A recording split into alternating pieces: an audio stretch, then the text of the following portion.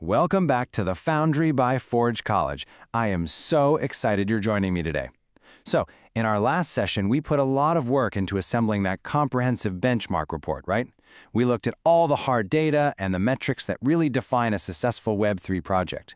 But now, it's time to take all of that theory, all of those metrics, and start drafting a master blueprint for our advanced ERC-721 Capstone project. We are officially moving from analysis to architecture. And honestly, this is where the fun really begins. Okay, let's dive into this. Here is our agenda for today's explainer. First, we'll cover the master blueprint, then gathering requirements. Third, we'll explore the receptionist mental model. Fourth, mapping milestones. And finally, finalizing design. Let's get into it. Section 1. The Master Blueprint Preventing Chaos. So, building advanced smart contracts without strict architectural boundaries is, well, it's pretty much one of the biggest traps in Web3 development. You've got royalty hooks, dynamic metadata, decentralized identity elements, and they are all trying to interact with each other. If you just wander into that maze blindfolded, you're going to run headfirst into what we call integration drift. You kind of have to laugh at it because otherwise you'll cry. Integration drift is basically what happens when feature creep turns your smart contract into this absolute Frankenstein monster. You start out on a Friday evening just wanting to build a simple NFT, and by Sunday night you've got conflicting upgrade paths, unclear ownership of identity claims, super brittle metadata flows, and a contract that just literally eats up your entire weekend with debugging.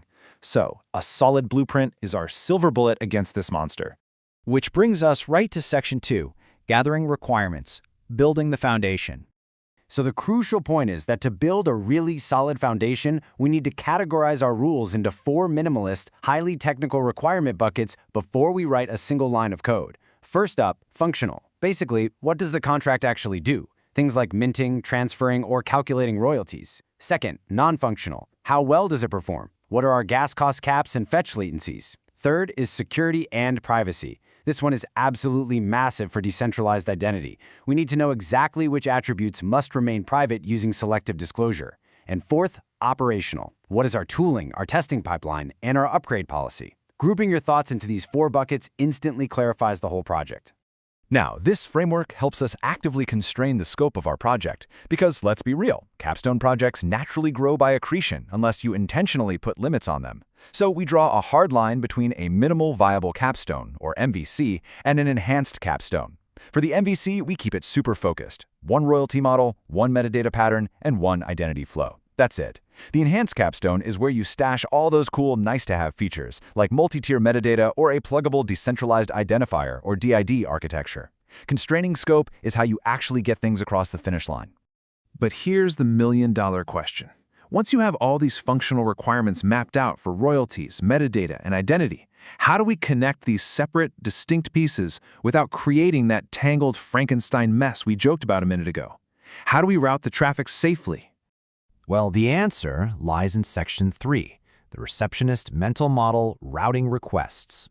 This is, hands down, one of my absolute favorite architectural metaphors for demystifying complex smart contract routing layers. Instead of every function just freely talking to every other function, imagine your architecture as a physical building where we set up a highly professional front desk. Step 1 is the storefront facade. This is your ERC-721 core that handles all the standard interfaces, like token ownership. Step 2 is the receptionist desk. This is your integration layer. When an external request comes in, the receptionist greets it, checks access control, and figures out exactly where it needs to go. And step 3, the rooms. These are your isolated, upgradable modules. The rule is simple. Nobody gets into the rooms without going through the receptionist first. Let's take a peek at the first room, the royalty room. If a decentralized marketplace queries your contract to find out how much a creator should be paid, the receptionist routes that request straight here. This room has exactly one job: compute payouts and expose the royalty info standard via EIP 2091.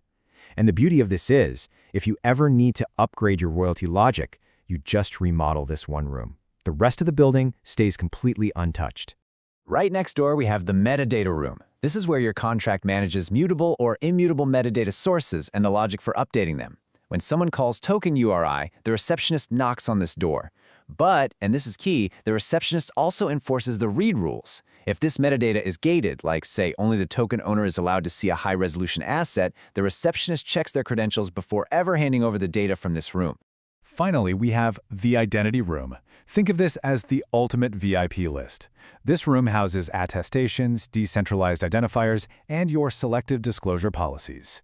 Now, the crucial thing we learned in our previous identity lessons is that verifiable credentials are often anchored off-chain.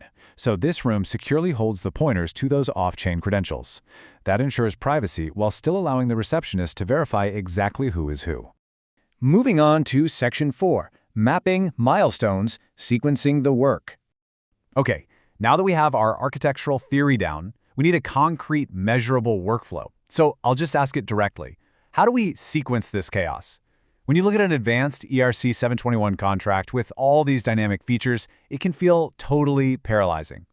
The secret sauce here is breaking this massive project into digestible, tightly sequenced, and highly dependent steps. Now, what's really interesting about this slide is how the dependencies dictate our workflow in this beautifully structured engineering table. We start with milestone 1, specs and interfaces. That takes a couple of days, and importantly, depends on nothing. Milestone 2 is the core in the receptionist. You can't build the rooms until the receptionist desk is built, right? So that depends entirely on milestone 1. Then, milestones 3, 4, and 5, which are the royalty, metadata, and identity rooms, can actually be developed in parallel, but they all depend on that core receptionist being completely wired up first. Finally, milestone 6 ties the whole shebang together with end-to-end integration tests. When you map this out on a timeline, the sequence becomes crystal clear. Days 1 through 6 are purely about setting the stage, the interfaces, the core, the receptionist. It's only in days 7 through 14 that parallel module development actually happens. You know, as you explore different Web3 courses in the Forge College curriculum, you'll find that this exact sequencing strategy is what separates amateur weekend projects from true enterprise-grade smart contract deployment. You wire the core first, and then you build the modules. Which brings us to Section 5, Finalizing Design, Verifiable Success. All right, we've drafted the blueprint, we've organized our rooms, and we've scheduled the construction. Now we absolutely must define measurable acceptance criteria to guarantee verifiable success. Acceptance criteria are essentially just specific tests. For example, for the royalty room, our criteria might be query royalty info for 3 different tokens and validate the payout percentages. For metadata, it could be execute an on-chain migration transaction and verify the content hashes. And for identity, this is a big one. Validate a user's identity off-chain without exposing any personally identifiable information or PII in the transaction logs. We also have to ensure our gas per call stays under those benchmarks we agreed upon in our last session. I really want you to remember this crucial principle. Measurable acceptance criteria turn design language into verifiable tests. If one of your project requirements lacks a clear, executable test, it isn't a requirement. It's just a wish. It's way too ambiguous. You need to go back and refine it right now before you ever write a line of code. So you now have a complete, robust plan that ties all your prior artifacts into a concrete implementation path. Next up in our learning journey, we will take this exact blueprint and tackle modular architecture and integration strategy. We'll be mapping these very interfaces into concrete Solidity modules. Before we wrap up this explainer, I want to leave you with this final provocative thought to ponder. What happens when a massive decentralized marketplace queries your smart contract receptionist for a VIP identity credential, but the metadata is in the middle of migrating? How does your integration layer handle that collision? It is a fascinating engineering puzzle. I want to thank you so much for joining me today. I highly encourage you to visit forge.college to dive deeper into this subject, explore the next modules in this course, and master these exact Web3 integration strategies. Keep building, keep planning, and I will see you next time.